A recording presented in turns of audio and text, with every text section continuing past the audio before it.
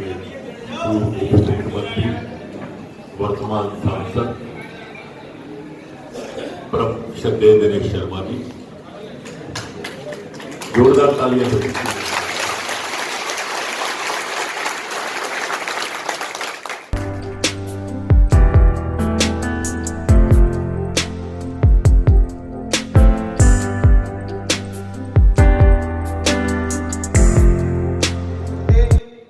हमारे कार्यक्रम के मुख्य अतिथि, हम उनका मार्गदर्शन सुनने के लिए आप सब बेचैन हैं।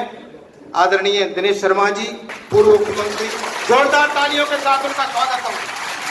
भाजपा जिंदाबाद, बाबा साहब अम्बेडकर अमर रहे।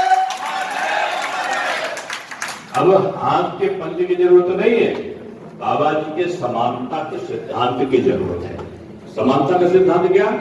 अगड़ा, पिछड़ा, अनुसूचित, दलित सब एक। और फिर जोरदार से बोलो, बाबा साहब अमर रहे,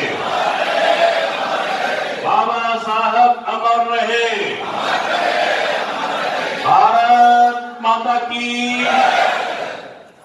हमारे भाई और सभी सोने ऐसे कार्यकर्ता बंधुओं, पहलगाम कश्मीर में जो दुखद घटना घटी है, जो दिवंगत आत्माएं हैं, ईश्वर उनको सद्गति प्रदान करे, और जो घायल हैं उनको शीघ्र स्वास्थ्य प्रदान करे, और जो नराधम शक्तियां हैं उनको जल्दी से जल्दी जहन्नुम दे, उनको नरक भी नसीब ना हो, ऐसी मैं ईश्वर से कामना करता हूं।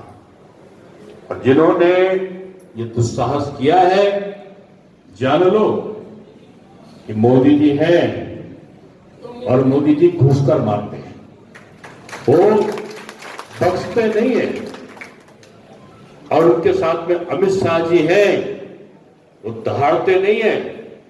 बस जहां उनकी आंख टेढ़ी हो गई तो ऐसे लोगों को प्रश्रय देने वाले बचने वाले नहीं है।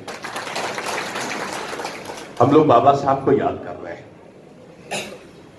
और बाबा साहब को याद इसलिए भी कर रहे हैं, आज उनकी आवश्यकता सबसे ज्यादा है। बाबा साहब यही कहते थे कि धर्म के आधार पर मत बांटो, और कांग्रेस ने उनकी बगैर बातें माने उनको धर्म के आधार पर देश का बंटवारा कर दिया, और भारत को धर्मनिरपेक्ष रखा। ये अच्छी चीज है, लेकिन कांग्रेस की नीतियों के कारण शायद भारतवर्ष में पहले व्यक्ति थे जो जिन्होंने अर्थशास्त्र में पीएचडी किया था, वो बाबा साहब थे। यानी आर्थिक विषयों का पहला ज्ञाता भारतवर्ष में था अर्थशास्त्र में पीएचडी करने वाले, तो बाबा साहब भीमराव अम्बेडकर थे। लेकिन कांग्रेस ने उनको अपनी वित्तीय संबंधी आर्थिक नीतियों से बिल्कुल अलग थलग करके रख रखा था। क्यों? क्योंकि उनका सम्मान सब जातियों में था, क्योंकि उनका ज्ञान उस समय के नेहरू जी, जिनको आदरणीय नेहरू जी हमारे प्रधानमंत्री थे, उनसे कहीं ज्यादा सोच बड़ी अम्बेडकर जी की थी। मैं तुलना नहीं करता हूं किसी का, लेकिन अम्बेडकर जी की एक ही सोच थी। आप भले कुछ कहो, उनकी सोच सबसे ज्यादा निकट किसी की थी तो जनसंघ के निर्माण के समय जो जनसंघ के महामंत्री थे, एकात्म मानववाद के प्रणेता पंडित दीनदयाल उपाध्याय जी, उनके सोच के करीब थी। कैसे?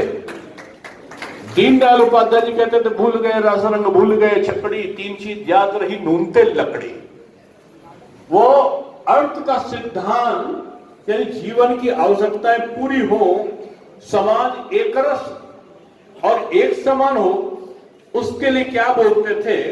वो कहते थे कि कुएं के अंदर कोई व्यक्ति अगर गिर गया है तो ऊपर चलने वाला व्यक्ति थोड़ा नीचे झुके और नीचे वाला व्यक्ति थोड़ा ऊपर उठे, दोनों के हाथ मिले और नीचे वाला व्यक्ति को ऊपर वाला उठाकर के बराबर से खड़ा करते हैं। यानी ये अर्थशास्त्र है दीनदयाल उपाध्याय जी का, कि जो कमजोर है उनको सशक्त बनाने में, जो सशक्त है उनका योगदान हो। और आज मोदी जी ने क्या किया है? अब तुलना करके देखो, दीनदयाल जी यही कहते थे और सामाजिक न्याय, यही बात बाबा साहब बोलते थे। कि जो गरीब है उनको पढ़ाओ, जो गरीब है उनको उठाओ, जो बेरोजगार उनको रोजगार दो, जो माताएं बहनें बिल्कुल नहीं पढ़ पा रही हैं उनको कुरीतियों से निकालो और उनको भी इस देश की मुख्य धारा में रखो। क्या किया मोदी जी ने? जिसके लिए अंबेडकर जी ने संघर्ष किया था कि कुएं से फलाना, उनको जाति प्रथा इतना थी कि पानी नहीं भरेगा।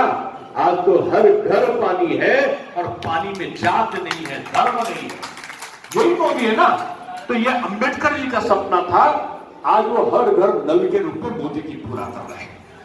अंबेडकर जी सपना देखते थे कि कोई ये जो जिनको आप छोटी जाति कहते हो, वहां तो अंग्रेज को लड़ाते थे, उनको तरह तरह के विश्लेषण देते थे उन जातियों को, और उनको कभी ऊंचे नहीं उतर देते थे, और कांग्रेस उनका वही काम करती थी।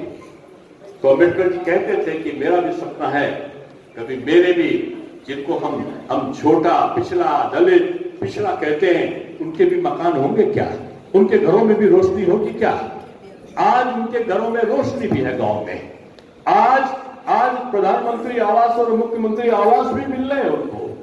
आज सबसे ज्यादा किसको मिले? जो गरीब था। सबसे ज्यादा गरीब कौन था? ये दलित था, ये पिछड़ा था, ये पिछड़ा था, यही थे ना।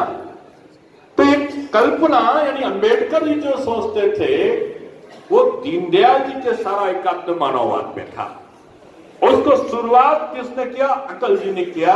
अंबेडकर जी एकता, समन्वय और न्याय के प्रतीक के रूप में परिभाषित हुए हैं। वो भारतीय जनता पार्टी उसका अनुपालन करती है। अंबेडकर जी अमर रहे। आप बोलोगे अमर रहे, अमर रहे। अंबेडकर जी अमर रहे।